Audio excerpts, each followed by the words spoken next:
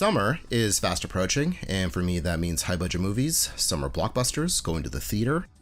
But, similar to what we recently talked about in our video on physical media, movie theaters are in decline. We just saw the weakest Memorial Day opening in decades. This is generally the kickoff to the summer movie season, when studios release their big-budget blockbusters. Theaters were hurting before the pandemic hit, and the industry still hasn't recovered. Chains have gone under, people aren't going. There are obviously many factors here. Cost, rising cost being a big one, another being streaming. I remember when it took months for movies to leave theaters and be released for home viewing. Now it's a matter of weeks before it's included in a subscription service you already pay for. I get it, it's convenient, more affordable, but for me, certain movie watching experiences benefit from the largest screen and best possible sound, and home systems, no matter how good, just can't compete with theaters. I love going to the movies, and so today on the Videocast, I'd like to look back on some of the titans of summer, movies that were so big they took over major fast food chains and were cultural events.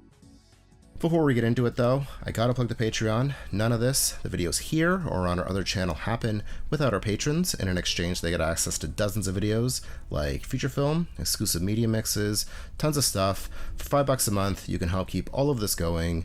Patreon.com/pixandportraits. With that out of the way, on to our feature presentation.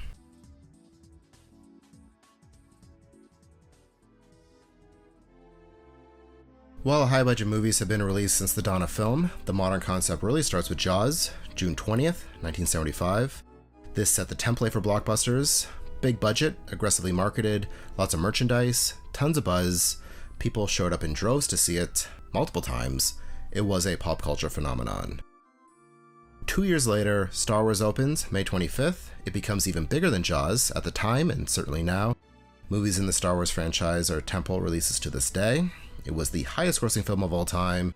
We are going to be saying that about a lot of the movies we're going to be looking at, but this was huge. This is the first fast food tie-in on our list. For a film this big, you'd think McDonald's would get the rights, but instead it was Burger King, offering these glasses that each had a character on them. Burger Chef, which went out of business in 1996, also offered Star Wars merchandise, a poster, one new one every week. Traditionally, film studios had assumed movies would be successful if they were released in the winter. In the summer, the weather's warmer, it's nicer out. I guess that was the thinking behind that. But the formula set by Jaws and then Star Wars changed everything. Now summer was when blockbusters would be released. It's hot out, theaters are dark, cool, kids are out of school. Makes sense to me. Both of these films spawned several clones. Jaws in Space, Alien can be considered a summer blockbuster, June 22nd. With the formula set, blockbusters exploded into the 1980s. This was probably the biggest decade for them. Burger King once again got the Star Wars license in 1980 for The Empire Strikes Back, offering more glasses. E.T. the Extraterrestrial, directed by Jaws director Steven Spielberg, beat out Star Wars and became the highest grossing film of all time, released May 26, 1982.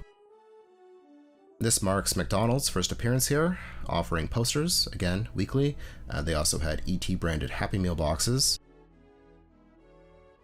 Pizza Hut, another massive franchise, offered E.T. glasses, 2 glasses for 99 cents, which is a pretty good deal. Rounding out the original Star Wars trilogy of Burger King glasses was Return of the Jedi in 1983. Hardee's, of all places, secured the rights to this Gremlins storybook record the following year.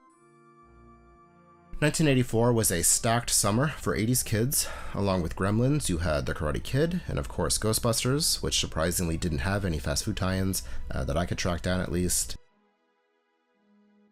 1985 was another big year with The Goonies and Back to the Future, one of my favorite movies. Again, not much for these either. I actually had to jump to 1988 to find another tie-in, but man, is it a good one. Who Framed Roger Rabbit, another one of my favorite movies. McDonald's downgraded their glasses to plastic for this promotion, advertised as super summer sizes. They had introduced the supersize option the previous year and would often use the tie-in to rebrand it, starting here. This overlapped with the 1988 Olympics as well. Hardee's proudly proclaimed itself to be the official headquarters of Ghostbusters 2 in 1989. They offered these Ghost Blasters, plastic toys that sparked and buzzed when you pressed a button. Notable, this is the first non-poster or glass that we've seen so far. Wimpy, which I believe was or is a European fast food chain, also had a Ghostbusters 2 promotion. Their version of a Happy Meal included a slime milkshake and a ghost in a can. I think it was an nectar cooler. 1989 also saw the release of Batman, which redefined how summer blockbusters were marketed, or would be marketed going forward. Merchandise from this movie was everywhere. You were seeing an ad from Taco Bell. Yes, even more glasses, more plastic glasses. Into the 1990s, in my lifetime, we have this great crossover between Pizza Hut and Back to the Future. It's set in the far-off year of 2015, where Domino's is now a hardware store, and Pizza Hut reigns supreme. Love this. I assume because it's set in 2015 is for part 2, though it was labeled as 1990, which is when part 3 came out, so I'm including it here. Pizza Hut did offer a promotion for part 2 though, solar glasses, which you would think would be for the summer, but was actually marketed as a Christmas gift. Christmas is another big time for Blockbusters. Part 2 actually came out in November. Anyway, back to the summer of 1990, McDonald's promoted Dick Tracy with the Crime Stoppers scratch-off game. Kind of like their Monopoly game. You got a scratch card and tried to match it for the chance to win money and other prizes. We finally get something from Wendy's, though calling the Jetsons movie a blockbuster, maybe a bit of a stretch, but definitely relevant to the channel's interests, and it did come out in the summer. 1991, with a strange chain for the biggest movie of the year, T2, Terminator 2 at Subway, Collector Cup, another glass. Moving right into 1992, Batman Returns, the earliest blockbuster I remember going to. I remember the marketing behind this movie as well, similar to the first. It was everywhere, including McDonald's. The restaurant chain went all in on the marketing for this, which it would do more throughout the decade, basically setting the ads out of McDonald's in the fictional world, which is pretty cool. Glasses again, but they also had toys. First on our list, cars or vehicles related to the movie.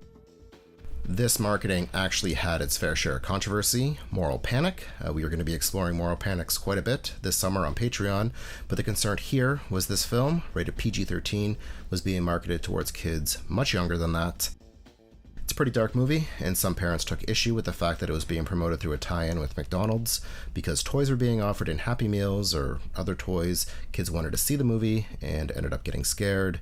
Statements and apologies had to be issued. We will talk about Batman again in a bit, but due to this fallout, it's going to look very different. Since Star Wars, certain films were treated as generational events, and this is no truer than our next movie, 1993's Jurassic Park. This film was massive in every imaginable way, and this was reflected in McDonald's adding dino-sized drinks and fries, supersize, as part of its promotional effort. They also introduced a Jurassic Park meal that came with a triple cheeseburger and yet another collector's cup. Burger King bet on Last Action Hero, which is a pretty cool idea for a movie. I feel like it would be remembered way more fondly if it didn't open within a week of Jurassic Park, the biggest, highest grossing movie ever at that point in time.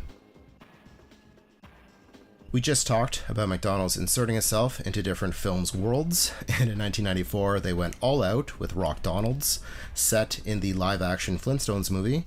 This looks very elaborate, props from the movie are used, the McRib was brought back for it, I guess as a reference from the show's credits, frosted glasses, a limited edition t-shirt, Happy Meal toys. It's pretty wild that McDonald's went with the Flintstones, while Burger King landed the biggest movie of the year, Disney's The Lion King. I found 2 ads for this, one that uses the Burger King Kids Club marketing, basically their equivalent to a Happy Meal, and one that features a cover of the Tokens' The Lion Sleeps Tonight. It's interesting seeing where certain movies land, judging by what companies own what or who they are partnered with. BK must have had something locked in with Disney, because in 1995 they had a tie-in with Pocahontas, while McDonald's headed back to Gotham for Batman Forever, Warner Brothers. Batman Forever had a new director and a new Batman. These replacements, the firing of Tim Burton, generally gets attributed to the fallout from the Batman Returns Happy Meal toys. For Batman Forever, McDonald's reused the frosted mug idea from the Flintstones. No toys though, maybe trying to avoid controversy. Pizza Hut got spooky with these ads, promoting both their new stuffed crust pizza and the movie Casper. For those somehow unaware, stuffed crust is cheese inside the pizza crust. Call it good marketing, but I don't usually associate Pizza Hut with getting toys. That's a Happy Meal thing, a burger. But they were also offering some glow-in-the-dark Casper puppets around this time.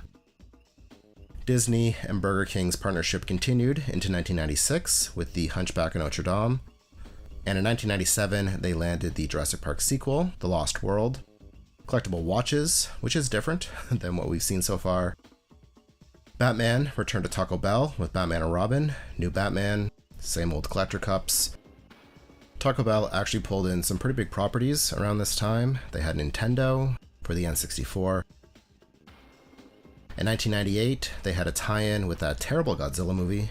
The Taco Bell mascot, a Chihuahua, appears prominently in this campaign. He tries to catch Godzilla in a trap at one point, or in one of them. There was a contest where you could peel back and see if you won, a kid's meal as well.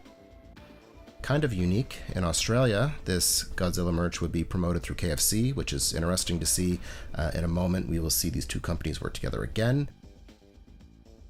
Small soldiers invaded Burger King, as per this commercial. I've been meaning to revisit this movie. I've not watched it since it was in theaters. I've heard it's underrated.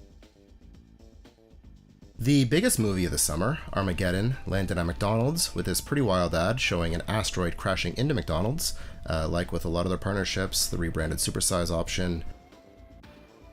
1999 gave us these Inspector Gadget parts that you could collect and eventually build Inspector Gadget. Burger King, Wild Wild West. More than 2 decades after the first installment revolutionized the blockbuster, Star Wars began again with Episode 1, The Phantom Menace. Say what you will about this movie's quality, this was a massive event that was built up for months. The trifecta of KFC, Taco Bell, and Pizza Hut, all related through serving Pepsi, ended up promoting it. This Avengers-like campaign brought together the 3 companies' mascots, Colonel Sanders, the Chihuahua, and a delivery driver, I guess, inside the Star Wars universe. Each had their own commercials, toys, meals, and you guessed it, collector's cups. But these ones had rubber toppers. It's wild to think that movies used to open in May and would still be playing come August. That was the case for many of these. Obviously, blockbusters kept coming, movies got bigger and bigger, growing to include new avenues or crossover possibilities like video games. Notoriously, tie-in games date back to E.T. or earlier, but throughout the 2000s, a game adaptation was all but guaranteed. Same with the internet and then social media. Marketing for certain movies would be all over websites the week they came out. Fast food partnerships are still a thing, though they are severely diminished, at least when compared to the absolute takeovers we saw, especially in the 90s. I'm sure there are a ton that I missed. This was not to be exhaustive, and I know other major movies crossed over with fast food at different times in the year. Movies were also promoted through other products. Maybe I'll revisit this topic some other time, but let me know what you think. Feel free to leave a comment. What were some of your favorite summer blockbusters or their fast food tie-ins? If you enjoyed this video, give us a thumbs up, subscribe if you haven't, and if you had the means, please consider supporting us on Patreon. We're going to be having a new feature film soon, continuing our look at Sid Mead's Futures in Film. Immoral Media is coming as well, Mass Media and Moral Panic. $5 a month gets you access to those and dozens of other videos and series and helps keep all of this going. Patreon.com/PixandPortraits. As always, thank you so much for your interest in this channel, and thanks for watching. See you at the movies.